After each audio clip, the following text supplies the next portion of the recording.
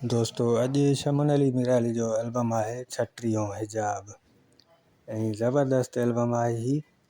ऐं हिन एल्बम में हिकिड़ी ख़ासियत आहे ऐं उहा मुंहिंजी ईअं सम्झो त ज़िंदगी सां जुड़ियल आहे। ऐं हिन में जेको आहे न उहो तव्हांखे मां ॿुधायां थोरो किसो जेको आहे शार्ट करे। ऐं हिन में हिकिड़ो ख़ूबसूरत गीत हिकिड़े खां असल में सभई गीत ख़ूबसूरत आहिनि। मुंहिंजी पसंदि जेको आहे त मुंहिंजो पहिरीं अचे थो हिन टोले में। ऐं उहो किसो कुझु अहिड़ी तरह आहे जो हीउ एल्बम मुंहिंजो भाउ वठी आयो हो 2005 में। आयो त 2001 में आहे, 2005 में वठी आयो ऐं घर हलायोसीं। पहिरियों कलाम इहो हलियो मुंहिंजो पहिरीं अचे थो हिन टोले में। ऐं उन वक़्तु मां जंहिंखे चाहींदो हुअमि उहा मुंहिंजे घर बि आई ओॾी महिल ई। इहो मुंहिंजे लाइ ज़िंदगी जो हिकिड़ो वॾो VIP किसो हुयो। त इहा कैसेट मां यको सांढे रखी पोइ। ऐं हाणे कुझु दोस्तनि जा कमेंट्स आहिनि उहे मां तव्हां सां शेयर कयां। पहिरीं कमेंट्स आहे शाबान सोलंकी, ज़बरदस्त भाउ वीडियो जान एम प्रोडक्शन लिखियो आहे त ग्रेट वीडियो। नदीम अली वॾी महिरबानी, लख कुर्बा। ऐं ॿियनि दोस्तनि जा बि आहिनि कमेंट्स। ऐं हेॾां शाबान सोलंकी लिखियो आहे त अदा तव्हांजी महिनत खे सलाम आहे।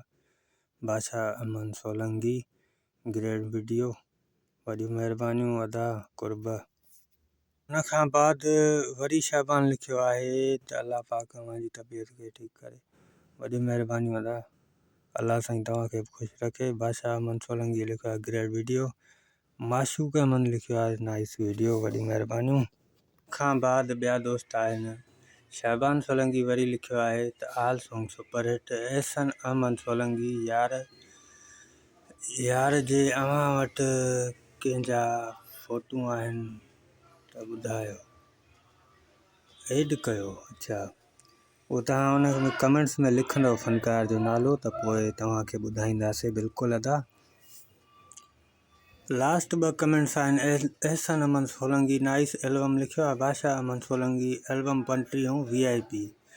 ऐं दोस्तो एल्बम ही कंप्लीट थी चुको, कमेंट्स जेके हुया पूरा थिया। हाणे तव्हांखे ॿुधाईंदासीं त हिन में सॉन्ग कहिड़ा कहिड़ा आहिनि। ऐं एतबार कंदव त कॾहिं कॾहिं मूंखे बि यादि न हूंदो आहे, यादगिरो न हूंदो आहे त ही कलाम अड़े हिन में आहे ही गीत, वाह यार। सो इहे ॻाल्हियूं जेके आहिनि न काफ़ी दोस्तनि खे न हूंदियूं आहिनि मालूम। सो इन करे आऊं ही कमु रखियो आहे। हिन जो पहिरियों कलाम आहे ग़ुलाम क़ादिर घायल, मुंहिंजी सुहारी सिंध में अलाह कीअं थो सिज उभरे।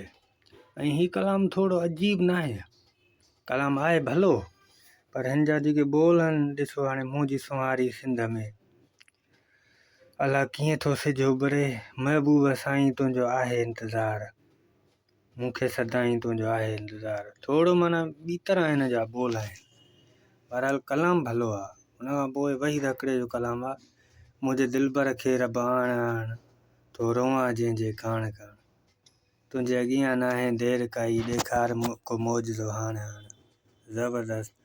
ऐं उन खां पोइ वहीद हकिड़े जो वरी कलाम आहे, जॾहिं प्यारनि खां थी जुदाई थिए पोइ जीअण ॾुखियो थी वेंदो आहे। ऐं हक़ीक़त मां तव्हांखे ॿुधायां त ही फरज़ान परवीन चयो नी, मूंखे इहो अंदाज़ो बि न हुयो त को मीराली ही कलाम चयो आहे, छो जो उन वक़्तु मुंहिंजी ही कैसेट न हुई ॿुधल। हिकु चयो वञे त ॿुधल हुई त हिकु या ॿ कलाम हिन जो ॿुधल हुयो, मूंखे कंप्लीट कैसेट जी ख़बर न हुई।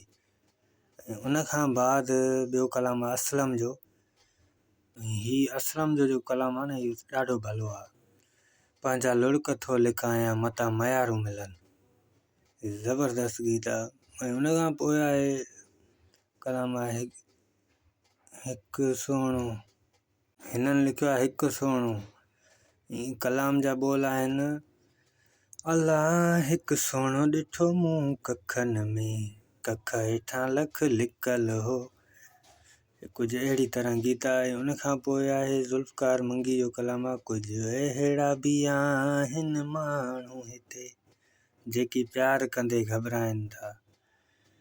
ऐं उन खां पोइ आहे ज़मीर जो कलाम आहे, कुझु नंढड़ी ख़ता जे एवज़ केॾी सज़ा मिली वई। इहो कलाम जेको आहे इहो हिन एल्बम जो आहे ई कोन। तव्हां सॼो एल्बम ॿुधो, इहो कलाम ॿुधो, इहो सभिनी कलामनि खां अलॻि आहे। हिन जो आवाज़ मीराली जो अलॻि आहे। बाक़ी जेके कलाम आहिनि सभु हिन ई एल्बम जा आहिनि। इहो हिकिड़ो कलाम हिन कैसेट जो न आहे। मां त कोन मञा, बाक़ी तव्हां परस्तार आहियो, तव्हां बि परस्तार आहियो, तव्हां कमेंट्स में मूंखे ज़रूरु ॿुधाईंदव। ऐं उनखां पोइ आहे दस्ती साहिब जो कलाम आहे, तूं खिल खिल मुंहिंजी ठरी पए, मुंहिंजी वयल जवानी अॼु भरी पए। उनखां पोइ वही ॾखड़े जो कलाम आहे, असां जहिड़ा माण्हू मिलिया अथई यार, कसम सां तूं भाग वारो आहीं। उनखां पोइ बशीर अहमद बुके जो कलाम आहे, मुंहिंजो पिरी अचे थो हिन टोले में, ज़बरदस्त कलाम आहे। ऐं मुंहिंजी पसंदि जो एल्बम पूरो थियो। तव्हांखे एल्बम कीअं लॻो कमेंट्स में मूंखे ज़रूरु ॿुधाईंदा।